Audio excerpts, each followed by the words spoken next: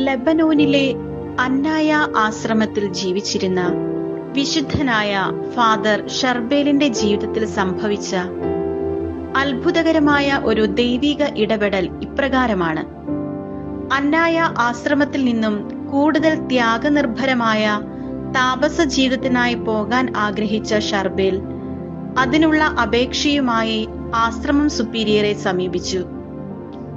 Superior അത് സ്വീകരിച്ചില്ല എന്നു മാത്രമല്ല, അദ്ദേഹത്തിന്റെ മേശയിലിരുന്ന ഒരു പ്രധാന ഫയൽ ഫാദർ ഷർബേലിനെ ഏൽപ്പിച്ചിട്ട് ഇക്കാര്യത്തിന്മേൽ ഏറ്റവും പെട്ടെന്ന് ഒരു വിവരണം തയ്യാറാക്കാൻ ആവശ്യപ്പെട്ടു. ഇതിനായി രാത്രി വൈകിയിരുന്ന് ജോലി ചെയ്യാനുള്ള അനുവാദവും നൽകി. അനുസരണത്തിൽ ഒന്നാമനായിരുന്ന ഷർബേൽ അല്പം പോലും എണ്ണയില്ലാതിരുന്ന വിളക്കുമായി അടുക്കളയിൽ ചെന്ന് അവിടെയുള്ള 2 പരിചാരകരോട് അതിൽ എണ്ണ നിറച്ചു നൽകാൻ പറഞ്ഞു.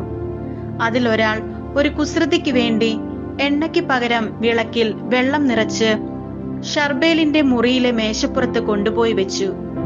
അതിനുശേഷം 2 പരിചാരകരും കൂടി എന്താണ് സംഭവിക്കുന്നത് എന്ന് അറിയുവാൻ മാറി നിന്ന് നോക്കിക്കൊണ്ടിരുന്നു.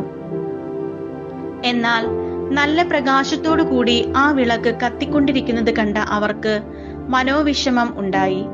അവർ സുപ്പീരിയറെ വിവരമറിയിച്ചു.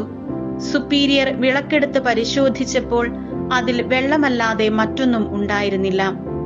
പ്രഭാഷകന്റെ പുസ്തകം 34-ാം അധ്യായം 19-ാം വാക്യത്തിൽ പറയുന്നു, തന്നെ സ്നേഹിക്കുന്നവരെ കർത്താവ് കടാക്ഷിക്കുന്നു. അവിടുന്ന് ശക്തമായ സംരക്ഷണവും ഉറപ്പുള്ള താങ്ങും ചുടുകാറ്റിൽ അഭയകേന്ദ്രവും പൊരുവെയിലിൽ തണലും ഇടറാതിരിക്കാൻ സംരക്ഷണവും വീഴാതിരിക്കാൻ ഉറപ്പുമാണ്.